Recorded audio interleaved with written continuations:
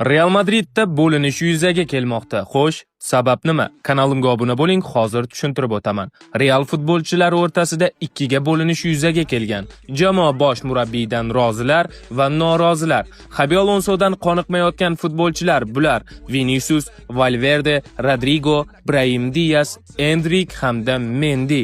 Murabbiyni ishlash uslubidan rozi bo'lgan futbolchilar esa Hauson, Carreras, Courtois, Guler hamda Mbappe.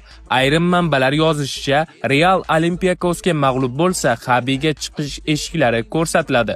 Liverpool esa Xabi bilan bog'lanishga tayyor. Xabi Alonso Liverpoolni boshqarishga tayyorligini bildirib o'tgan. Uning Real Madriddagi holati asta-sekin xavfli bo'lib bormoqda, chunki o'yinchilar o'rtasidagi taranglik har kuni ortib borayotgani aytilmoqda.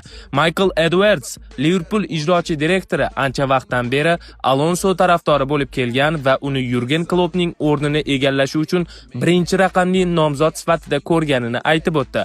Xabi esa avval Liverpoolga o'tishni rad etib, Real Madridda murabbiy bo'lishni afzal ko'rgan edi.